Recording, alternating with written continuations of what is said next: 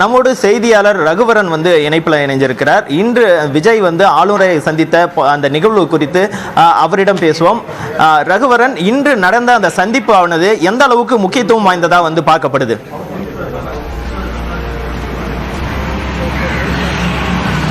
நடிகர் விஜய் அவர்கள் அரசியல் கட்சி தொடங்கியதிலிருந்து ஒரு களத்திற்கு போராடவில்லையே, ஒரு சென்சிட்டிவான இஷ்யூக்கு அவர் குரல் கொடுக்கல அப்படின்னு சொல்லிட்டு தொடர்ந்து குற்றச்சாட்டுகள்லாம் வைக்கப்பட்டது. குறிப்பாக பார்த்தீங்கன்னா வெள்ள நிவாரண பணிகளுக்காக தூத்துக்குடிக்கு போயிருந்தாரு.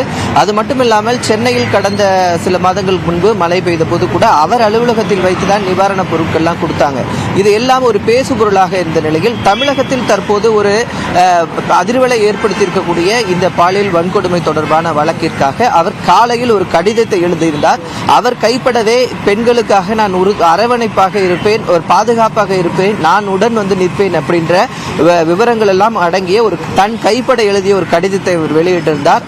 அதற்கு உடனேயே பார்த்தீங்கன்னா இன்று மதியம் 1 மணி அளவில் ஆளுநரிடம் சந்திப்பதற்கு நேரம் கேட்டு அவர் இந்த கோரிக்கை மனுவை கொடுத்திருக்கிறார். குறிப்பாக தமிழக சட்ட ஒழுங்கு தொடர்பான விவரங்களை பார்த்தீங்கன்னா ஆளுநர் தான் கண்காணித்து வருகிறார். அதனால ஆளுநர் அதற்காக சட்டம் ஒழுங்கு தொடர்பான விவரங்களை ஆளுநர் உடனடியாக நடவடிக்கை எடுக்க வேண்டும் என்ற அடிப்படையில் அவர் ஆளுநரிடம் இந்த புகார் மனுவை கொடுத்திருக்கிறார்.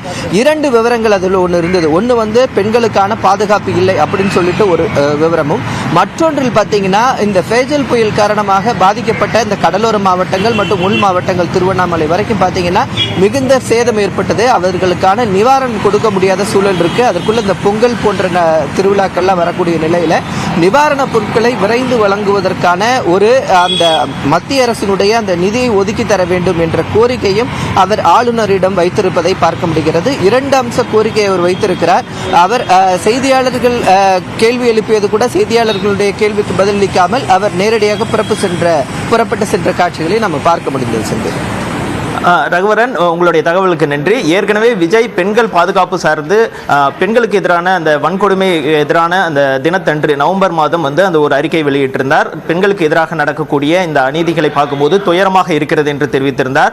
மாநில அரசு அதற்கான நடவடிக்கைகளை நீதித்துறையுடைய உதவியுடன் நடவடிக்கையை எடுக்க வேண்டும் என்று தெரிவித்திருந்தார். இந்த நிலையில் தான் தற்போது அண்ணா பல்கலைக்கழக மாணவி வன்கொடுமை செய்யப்பட்ட வழக்கில் தற்போது ஆளுநரை சந்தித்து அந்த பெண்கள் பாதுகாப்பை உறுதி செய்ய வேண்டும் என்ற கோரிக்கையை வைத்திருக்கிறார். காயத்ரி, நீங்கள் தொடரலாம்.